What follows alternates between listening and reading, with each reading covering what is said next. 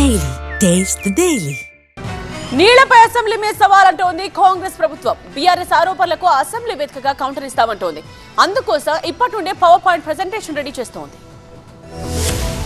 ఈ నెల 29 నుంచి తెలంగాణ అసెంబ్లీ సమావేశాలు ప్రారంభం కానున్నాయి. సభలో కృష్ణా గోదావరి జలాలపైనే ప్రధాన చర్చ జరగనుంది.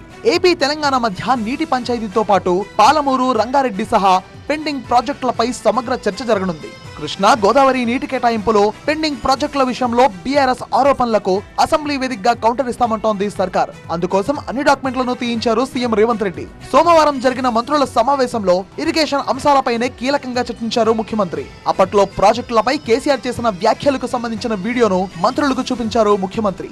బీఆర్ఎస్ ప్రభుత్వ తీరుతో కృష్ణా నీటి కేటాయింపుల్లో తెలంగాణకు ఎలా నష్టం కలిగింది అన్న అంశాన్ని విస్తృతంగా ప్రజల్లోకి తీసుకువెళ్లాలన్నారు రేవంత్ రెడ్డి. అసెంబ్లీలో పవర్ పాయింట్ ప్రెజెంటేషన్ ఇవ్వాలని నిర్ణయించారు. అసెంబ్లీలో పవర్ పాయింట్ ప్రెజెంటేషన్ విషయంలో బీఆర్ఎస్ కు అవకాశం ఇస్తారా అన్న విషయంలో రూల్ బుక్ ఫాలో అవుతామన్నారు మంత్రి ఉత్తమ్ కుమార్ రెడ్డి. ఈ నెల 29 నుంచి అసెంబ్లీ వేదికగా అధికార విపక్షాల మధ్య నీటి యుద్ధం జరగనుంది. అయితే ఈ సెషన్స్ కి కేసీఆర్ వస్తారా లేదా అన్నది సస్పెన్స్ గా మారింది.